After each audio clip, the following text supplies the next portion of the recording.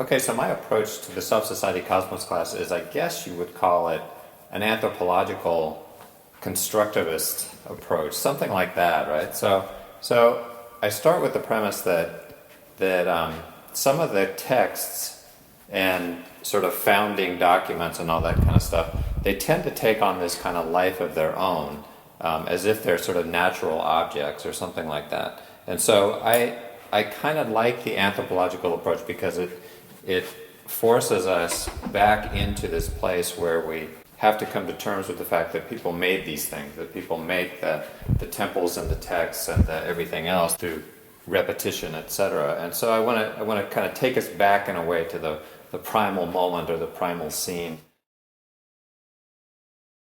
So one of the questions that I like to sort of build this class around is this: how did you get to be the person you think you are? From that basis then, if there's a moment in which there's an opportunity to realize that you actually constructed out of available materials, you constructed a worldview, and that worldview can be reconstructed, at least to some extent, then that's the X factor in that question.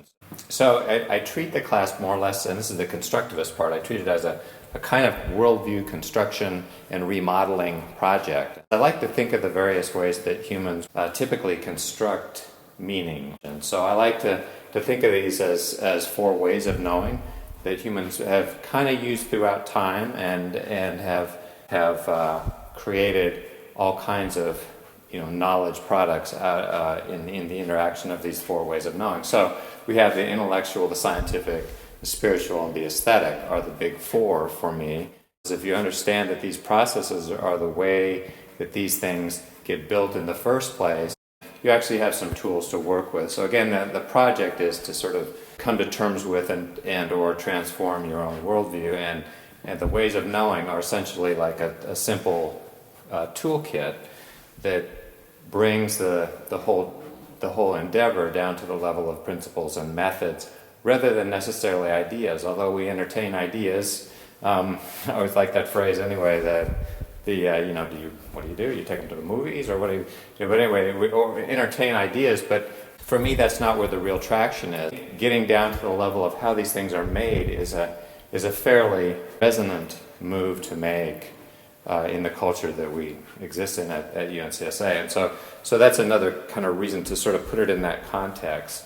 So the way the course unfolds is we basically construct a kind of compound lens of these four ways of knowing. We sort of take a look at it, we sort of like kick the tires, so to speak, of this vehicle, and then we climb inside it and start to ride through the terrain of this sort of worldview that we maybe more or less inherited, and also then this sort of future terrain of whether or not we can make some modifications to this. And so that's how it goes, and along the way, one of my sort of cardinal rules is that we not just talk about things. And so we have these ways of knowing. There are four different ones, and they constitute four different epistemologies. And so in order to qualify as a legit separate epistemology, you have to have your own sort of premises, methods, principles, etc. And so what we don't want to do in this sort of approach is end up talking about everything, talking about each of the other ways of knowing. We'll talk about myth or talk about whatever. So I look at reading, writing, talking, for example, as prime methodologies of the intellectual way of knowing. So if all we do is talk about myths and talk about ideas and all that kind of stuff, that's all enjoyable. It's not that's not good, but to me it sort of reifies this idea that everything boils down to intellect, which is sort of like a bias, I guess, that I think we need to question. And so when we move through the ways of knowing, we not only move through different ideas, but we also move through the use of different methodologies. So, for example, when we're exploring the spiritual way of knowing, there are all kinds of methods that we can enact, right? And so rather than just talking about things or just reading and writing, we will, in that part of the class, or even throughout the class, kind of interspersed, we will explore everything from Tai Chi to meditation to prayer to contemplative practices, etc. So, because those methodologies are key to the spiritual walk, right? So we won't do that all the time, but we'll do some of that. And we'll also do some art making to sort of enact the methodology or the methodologies of the aesthetic way of knowing.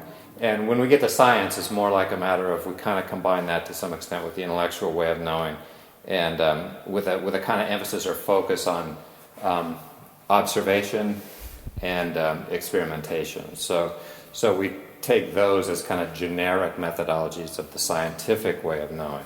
So that's the approach that this that I try to take to the Self, Society, and Cosmos class. And so we can look at all these sort of elements that go into forming a worldview, and then use those same sort of tools then, or processes, to begin to see how we also might transform worldview. So that's the basic approach I take.